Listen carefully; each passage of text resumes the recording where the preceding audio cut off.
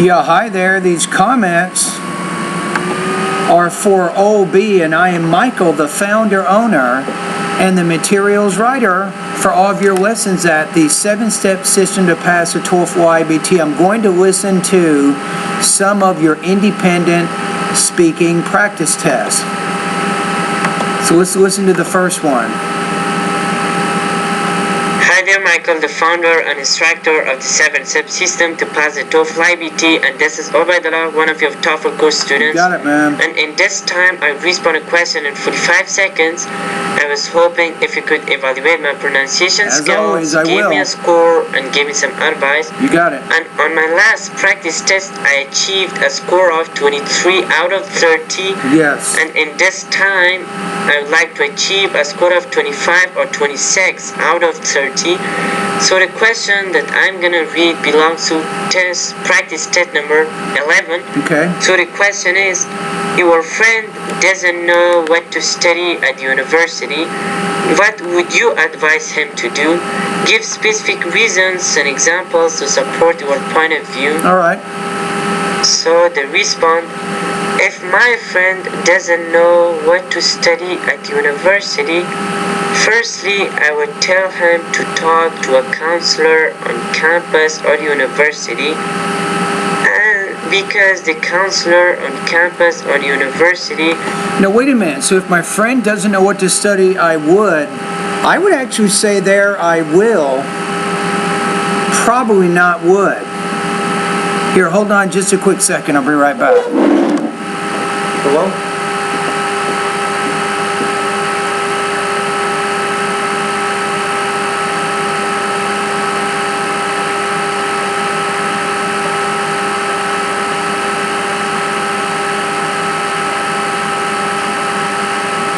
Yes, we are. Yes. Sure.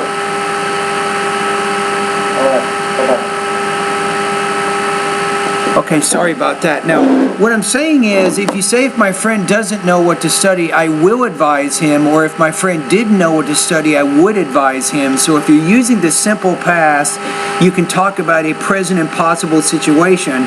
But if you use the present, then you're talking more about a present possible situation. So you have to be careful of your word choice and how you're using that. All right, let's keep going. Hi there, Michael, the founder gave me a score and gave me some advice. And on my last practice test, I achieved a score out of 30. So the question that I'm gonna read belongs to practice test number to study at university. What would you advise him to do? Okay. Give specific reasons and examples to support your point of view.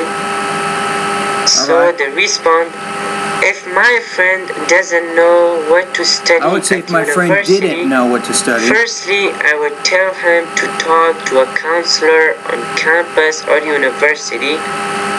And because the counselor on campus or university would tell him what he needs to read, the materials to be prepared. Would tell him what he needed to read. So you're kind of mixing and matching your verb tenses, and just that, you can't get 25 or 26.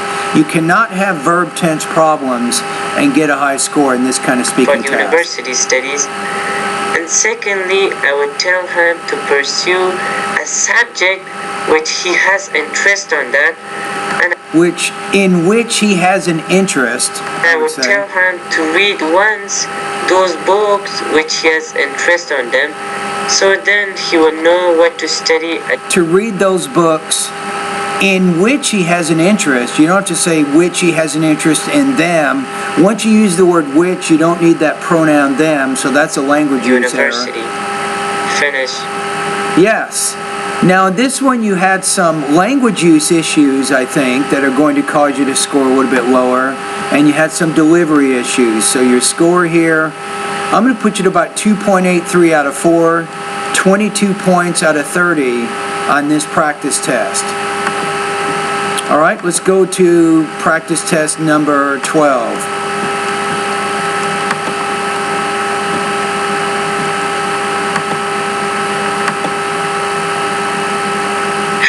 Michael, the founder and instructor of the 7-step system to pass the TOEFL IBT, and this is Obaidullah, one of your TOEFL course students. And once again, I'm going to read a question, and the question belongs to practice test number 12. And here we go again. So the question is, do you think children should be given cell phones? Use specific reasons and examples to support your point of view. So the response, I agree that children should be given cell phones because cell phones give them a moral to study better and make them aware of current situations. Okay. First of all, cell phones encourage them to study better and to know more about the other children's silent achievements. Okay. And in some countries, the situations are too bad, and the families should be aware that all their children are. You know, when you say in some countries, you might say something like, however, or unfortunately, to show kind of the connection of ideas there. Or in a safe environment or not. So that's really important. So the children should be given cell phones. The second point, though, let me go back to what you just said. So the response, I agree that children should be given cell phones because cell phones give them a moral to study better and make them aware of current situations. Yeah, but that second point, to make them aware of current situations, I don't think that you really developed that idea. So that's one point you really didn't follow through with. You talked about safety issues and things, but you didn't tie that back to that second supporting point in your introduction. So I think you have some coherence issues with this particular response, right? So that's a topic development issue. Your score here, I'm going to put you about 3.0 out of 4, 23 points out of 30. So you're not going to get that 25 or 26 because you didn't have a clear connection of ideas, especially with the second supporting point you mentioned in the beginning of your response. You didn't really refer to that in the body of your speech. You also had some intelligibility issues with this response. All right?